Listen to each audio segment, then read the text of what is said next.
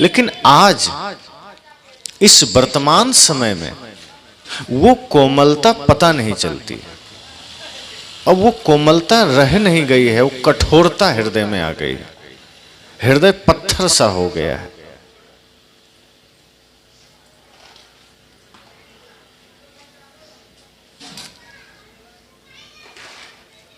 हृदय की कोमलता चली गई। सेवा, भक्ति, साधना, उपासना, अब इसकी बात नहीं होती। अब चार आदमी जब मिलते भी हैं तो इन चीज़ों पर ध्यान नहीं देते, वो बाहर की बातें करते हैं, राजनीतिक बातें करेंगे, घर परिवार की बातें करेंगे। पहले लोग मिलते थे, बैठते थे, ज्ञान चर्चा करते थे, आपस में मिल करके सत्संग की बात करते थे, इस प्रकृति के साथ जुड़ करके जीने की बात करते थे। आज व्यक्ति का जीवन अप्राकृतिक होता जा रहा है। आज व्यक्ति प्रकृति में नहीं जीता है, अब तो व्यक्ति विकृति में जीता है। पशु आज भी प्रकृति में जी रहा है। आदमी को तो संस्कृति में जीना था, वो प्रकृति में ही नहीं जी रहा है, विकृति में जी रहा है। तो आज हम जगत को अलग ही तरीके से देख रहे हैं। आज हर चीज में लाभ के सिवा हमें कुछ नजर नहीं आता। तात्कालिक लाभ, लंबे समय के लिए हमें लाभ मिल सके ऐसी कोई योजना हम नहीं बना पाते। संसार की वस्तुओं में लंबा लाभ नहीं है, तत्क्षण तत्कालिक लाभ है। अगर लंबे समय तक लाभ लेना है तो अपनी सेवा देनी पड़ेगी। हम प्रकृति से सब कुछ ले लेते हैं, हम देते कुछ नहीं। आदमी बल्कि शिकायत करता है कि हमें तो कुछ नहीं मिला, भगवान ने हमें कुछ नहीं दिया, भगवान ने हमें सब गरीब बना दिया, भिखारी बना दिया, हम बड़े अभागे हैं, हम बड़े दुर्भाग्यशाली हैं, भगवान ने कुछ नहीं दिया। और ये वही लोग हैं जो जीवन के प्रति बेहोश हैं, वो ये शब्द कहते हैं कि हमें कुछ नहीं मिला। अब सोचिए, श्वास हम ले रहे हैं, अगर इस श्वास लेने के भी कीमत चुकाने पड़ जाएं तो सोचिए क्या होगा। जो लोग बीमार होकर अस्पताल जाते हैं, वेंटिलेटर पर रहते हैं, उनको ऑक्सीजन के लिए भी पैसे चुकाने पड़ते हैं। हम स्वस्थ हैं, घूम रहे हैं, कहीं कोई पैसा नहीं चुकाना पड़ रहा है।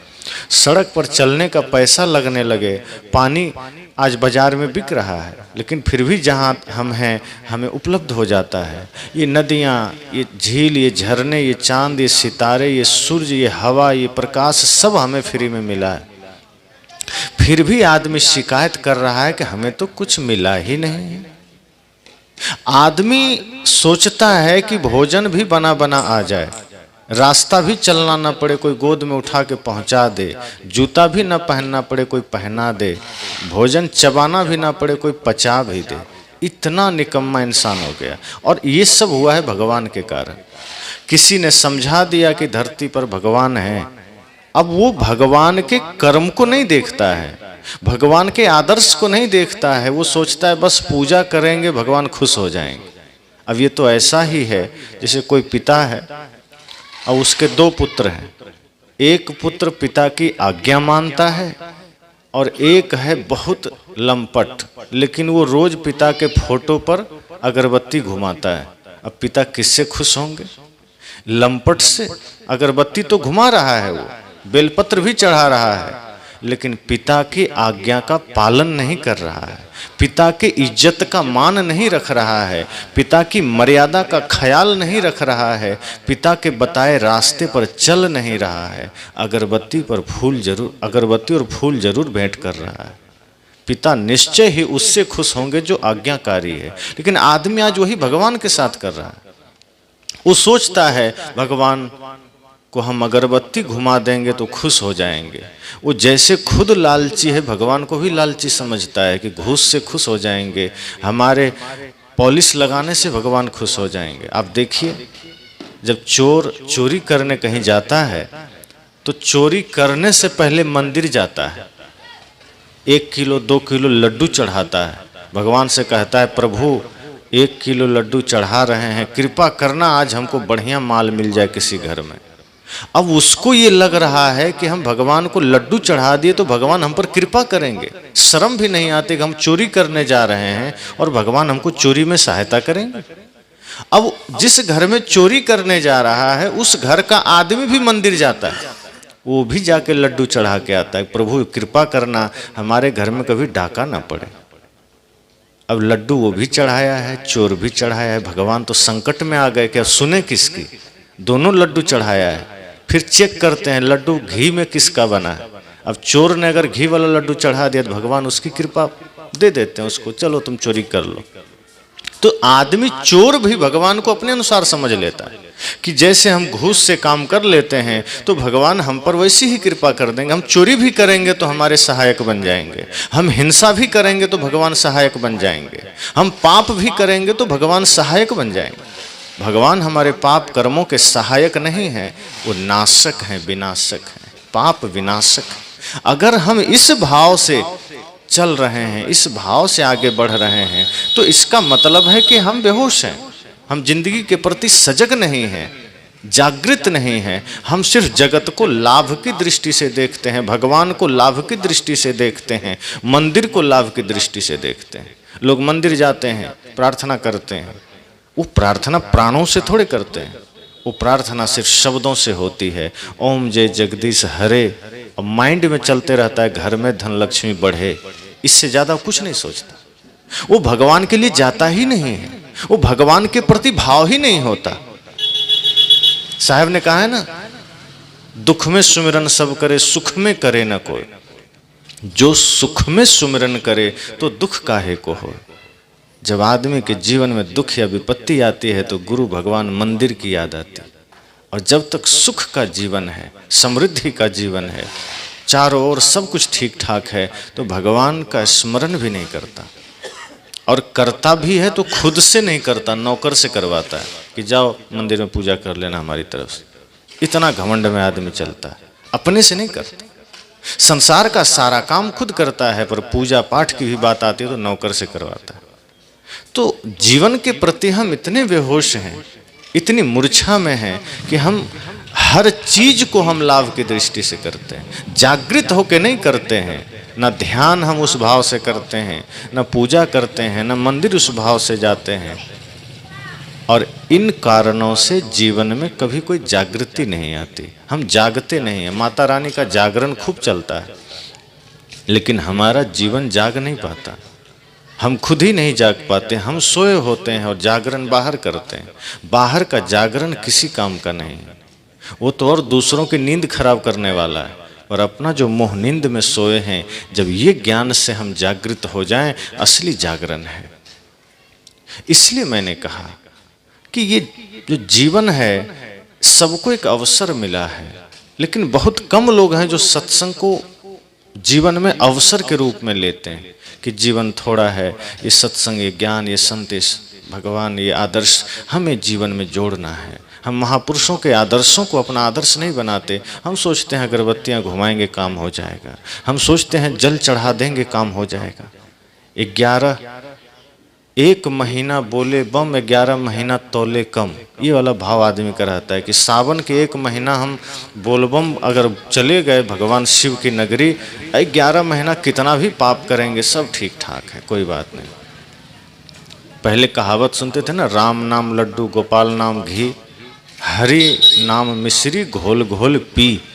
अब आदमी ने इसको भी बदल दिया है, राम नाम लड्डू गोपाल नाम टी, हरि माने मुर्गी का अंडा फोड़ फोड़ पी। अब ये वाला फार्मूला आदमी शुरू किया है कि अब चाय तो चलेगी ही और अंडा भी चलेगा। अब तो लोग शाकाहारी मांसाहारी के चक्कर में पड़ रहा है कि अंडा तो शाकाहारी, जो मलमूत्र से निकल गया तो शाकाहारी हो जाएगा। आदमी की बुद्धि इतनी मारी गई है कि खाने की चीज़ों में भी विवेक नहीं लगाता कि क्या खाद्य है क्या अखाद्य है, अभक्ष खाए जा रहा है। जीवन को सिर्फ एक जुआ की भांति आदमी देख रहा है। और ऐसे ऐसे विचार भी हमारे सामने आ गए हैं कि हम जीवन को दिव्यता से झांकते ही नहीं हैं, परमानंद की दृष्टि से देखते ही नहीं हैं, पूरी सृष्टि को एक अहोभाव से देखते ही नहीं हैं। हम जहाँ देखते हैं आँखों में हमारा कहीं ना कहीं लोभ लालच होती है, और जब लालच की दृष्टि से हम संसार को देखते हैं तो कोई किसी में भगवान कहाँ दिखेंगे, फिर किसी में परमात्मा कहाँ दिखेंगे। फिर सदगुरु कबीर चाहे जितना कहें कि सब घट में रोसाइयाँ सुनी सेज न कोय, बलिहारी वा घट की जागट प्रगट हो। साहब तो कहते हैं सब घट में परमात्मा बैठा है, और आदमी तो अपने भीतर भी झांकने को राजी नहीं। दूसरे को तो वो कुदृष्टि से देखेगा, दूसरे को तो वो लालच की दृष्टि से देखेगा कि सामने वाले ने घर हमसे बढ़िया कैसे बना लिया, हमारा घर बढ़िया होना चाहिए, उसकी गाड़ी हमसे बेहतर कैसे हो गई, उसका बेटा पहले नौकरी में कैसे चला गया। हमारे मन में ये कपट जाल चलता है। और अगर हम मंदिर चले भी जाते हैं तो भगवान से प्रार्थना करते हैं, प्रभु कृपा करना हमारे बच्चे तो अच्छे पोस्ट पर चले जाएं, लेकिन थोड़ा कृपा करना पड़ोसी का बच्चा थोड़ा नीचे रहे। अब ऐसा लगता है जैसे भगवान सुन भी लेंगे उसकी बात, अब वो खुशी खुशी लौटता है। अब मंदिर में जाके पाप की बातें कर रहा है, मंदिर में जाके स्वार्थ की बातें कर रहा है। साहब कहते हैं नहीं, जीवन हमें मिला है और संभावनाएं सबको मिली है। हम यहाँ इस भाव से जिएं कि जैसे सब सुखी रहें, सबके प्रति सुख की कामना हो, सबके प्रति प्रेम का भाव हो, स्वार्थ ना हो। स्वार्थ हमारे लिए ही जहर है। हम सोचते हैं तत्क्षण हमें कुछ लाभ मिल जाता है, पर स्वार्थ हमारे लिए ही जहर है। और जहाँ हम निस्वार्थ भाव में होते हैं, पूरा संसार परिवार बन जाता है। तो प्रकृति तो हमें शिक्षा दे रही है कि जियो ऐसे जैसे सब दे के जियो, बिना दिए जीना ठीक नहीं। पेड़, नदियां, तालाब, सूरज, चांद, तारे, सब कुछ निस्वार्थ भाव से सब अपना प्रकाश, अपना शीतलता, अपना जल, अपना सब कुछ हमें दे रहे हैं, बदले में हमसे कुछ नहीं लेते। आपने गीत सुना होगा, मधुवन खुशबू देता है, सागर सावन देता है, जीना उसका जीना है, जो औरों को जीवन देता है। कहा जीवन तो उसका असल मायने में है जो दूसरों को जीवन देता है, जो दूसरों को सुख देता है। जो दूसरों का सुख छीनता है वो जीवन नहीं है।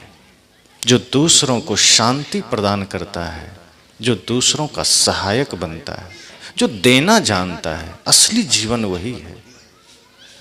और देना सिर्फ धन का ही नहीं होता। हमें ये लगता है धन नहीं है तो हम क्या दे सकते हैं। देना सिर्फ धन का नहीं होता। एक बार एक आदमी सदगुरु कबीर के पास गया। उसने सदगुरु कबीर से कहा कि गुरुदेव, आपके नजर में धनी कौन है, आपके नजर में सम्राट कौन है। वो आदमी सोचा किसी सेठ साहूकार राजा का नाम लेंगे साहब। साहब ने कहा तुम किसको धनी मानते हो। उल्टा सवाल साहब ने किया। तो वर्तमान के कुछ राजाओं का नाम उसने गिना दिया। कहा ये धनी है। साहब ने कहा ये सब तो एक नंबर के भिखारी हैं। वो आदमी हैरान हुआ। कहा कैसे, आप तो उल्टी बात कर रहे हैं। हमारे नज़र क्या, संसार की नज़र में ये सबसे धनी आदमी है। और देखिए मैं जिस आदमी को लेके आया हूं बगल में, ये बहुत बड़े आदमी है। साहब ने कहा किस दृष्टि से, दिख तो तुम्हारे बराबर का रहा है, बड़ा कैसे। कहा वैसे नहीं, धन में बहुत बड़े हैं। कहा और क्या खासियत है। कहा इसके एक काम करने के लिए 10-10 नौकर है। अपना काम खुद नहीं करते, 10-10, 15-15 नौकर लगे हैं इनके पीछे। साहब ने कहा फिर तो ये धरती का सबसे निकम्मा आदमी है। बड़ा तो वो है जो 10-10 आदमी का काम अकेला करे। ये तो अकेला का काम 10 से करा रहा है, फिर ये बड़ा कैसे हुआ। और तुम जिसे सेठ कहते हो, साहूकार कहते हो, तुम जिसे सम्राट कहते हो, मेरे नजर में वो भिखारी से ज्यादा कुछ नहीं। सबके होश उड़ गए। कहा साहब आप कैसी बात कर रहे हैं। साहब ने कहा ये बताओ, तुम जिन्हें सम्राट कह रहे हो, तुम जिन्हें सेठ कह रहे हो, क्या उसकी मांग बंद हो गई? क्या उसने कुछ मांगना छोड़ दिया? कहा नहीं, वो मांगता है। कहा देखा है उसे कभी मंदिर जाते? कहा देखना, बड़े बड़े जो सेठ हैं उसको मंदिरों में देखना, प्रार्थनाएं सुनना उसकी प्रार्थनाओं में कोई प्राण नहीं होता है, उसके प्रार्थनाओं में कोई भाव नहीं होता है, उसके प्रार्थनाओं में सिर्फ मांग होती है। 10 फैक्ट्री है, भगवान ऐसी कृपा करना 5 और लग जाए, इतना सोना चांदी मेरे पास है, कृपा करना और डबल हो जाए, कृपा करना और फ्लैट खरीद सकें। इसके सिवा वो सेठ, वो साहूकार, वो सम्राट भगवान से कुछ नहीं मांगता। और इतना ध्यान रखना, जिसने अभी मांगना जारी रखा है वो भिक्षुक ही होता है, वो सम्राट नहीं हो सकता। लोगों के होश उड़ गए, कहा मांगने वाला सच में भिक्षुक ही तो होगा।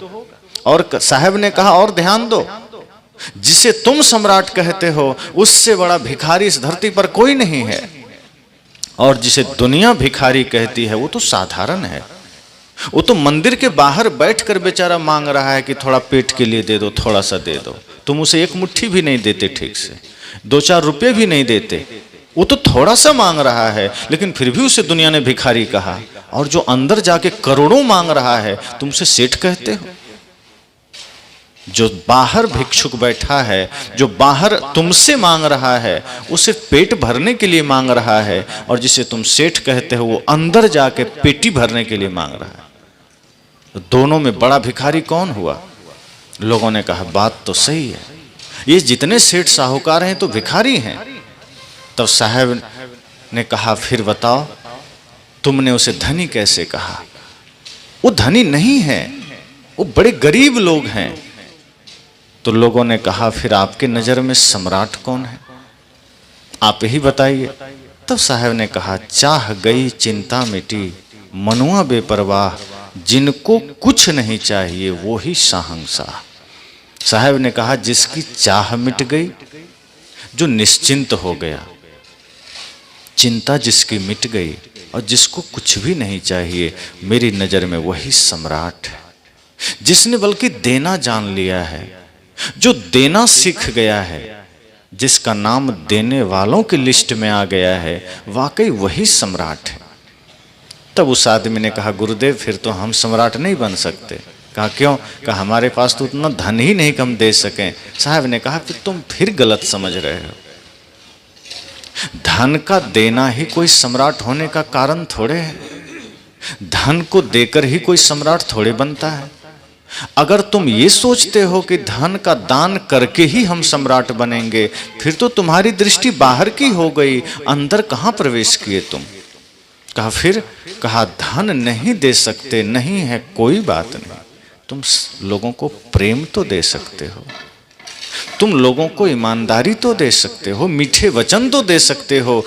साहब ने कहा धन तो कोई भी दे देता है, धन देना सरल है पर मीठे वचन देना कठिन है, प्रेम देना कठिन है। एक संत एक दरवाजे से गुजर रहे थे, घर में आवाज दिया कुछ भिक्षा दे दो। घर में कोई नहीं था, एक छोटी सी बच्ची थी 10 वर्ष की, वो बाहर निकली। उसने कहा गुरुदेव हमारे घर में तो कुछ भी नहीं है, हम क्या दे सकते हैं? संत ने कहा मना मत करो, हम तुम्हारे द्वार पर आए हैं, खाली हाथ मत जाने दो, कुछ तो दे दो। उस बच्ची ने कहा हम सच कह रहे हैं, माँ बाप कहीं बाहर गए हैं, माता पिता कहीं बाहर गए हैं, हम अकेले हैं, कुछ भी नहीं है मेरे पास। संत ने कहा तुम्हारे दरवाजे पर एक मिट्टी का टुकड़ा पड़ा है, वही उठा के मेरी झोली में डाल दो। तो संत के साथ जो उनका शिष्य था उसे लगा गुरुजी पागल तो नहीं हो, अन्य जगह अन्न मांगते थे, यहाँ मिट्टी का टुकड़ा मांग रहे हैं। अपनी कुटिया तो मिट्टी के ही बीच बसा हुआ है, कहाँ मिट्टी नहीं है, बहुत मिट्टी है, क्यों मांग रहे हैं? वो आश्चर्य में देख रहा है। और वो बच्ची मिट्टी का टुकड़ा उठाया, गुरुजी के पात्र में डाल दिया, चलने लगे। शिष्य ने कहा गुरुजी आप ठीक तो हैं? कहाँ क्यों क्या हुआ? कहा नहीं मतलब स्वास्थ्य आपका कोई दिक्कत तो नहीं है, सिर में दर्द तो नहीं है, कहीं चोट उठ तो नहीं लगी? कहा नहीं सब ठीक है। कहा फिर आप ये पागलपन क्यों कर रहे थे, मिट्टी क्यों मांग ली? वो लड़की कह रही है कुछ नहीं है, फिर आप मिट्टी मांग रहे हैं। संत ने कहा बात छोटी सी है पर समझने की है। आज उसके पास कुछ नहीं है, उसने मना कर दिया, और अगर मना करने की आदत बनी रही तो कल हो जाएगा फिर भी मना करेगी, वो नहीं दे सकती। इसलिए मैंने सिर्फ देने का आदत डाला है कि खाली मत लौटाओ, कुछ दे दो, ताकि उसके संस्कार में देना बना रहे, ताकि कल हो भी जाए तो वो मना ना करे। इसलिए साहब ने कहा सिर्फ धन का ही देना नहीं होता, प्रेम भी तो दे सकते हैं, किसी की हाथों से सेवा भी तो कर सकते हैं, शरीर से समाज की सेवा भी तो कर सकते हैं। साहब ने कहा जिसने देना जान लिया है वही सम्राट है। जो देने वालों में है चाहे वो प्रेम का ही दान क्यों नहीं करता। और सच तो यह है कि जिसके पास बाहरी संपत्ति है वो एक दिन गरीब हो जाएगा। जिस दिन शरीर से प्राण निकलेगा वो धन यहीं छूट जाएगा, वो तो गरीब ही हो जाएगा। लेकिन जिसने भक्ति प्रेम सत्य अहिंसा की दौलत कमाई है वो कभी गरीब नहीं होगा, वो तो सदा अमीर रहेगा। बाहर की दौलत तो कभी भी साथ छोड़ सकती है, क्योंकि उसका संबंध शरीर से है और शरीर ही अस्थाई है। बाहर की सारी दौलत हमारे शरीर से संबंधित है और शरीर ही नश्वर है, तो वो दौलत हमारे साथ कब तक दे सकती है। लेकिन जिसने जीवन में प्रेम का धन कमाया है, सत्य का धन कमाया है, भक्ति का धन कमाया है, वो कभी गरीब नहीं हो सकता।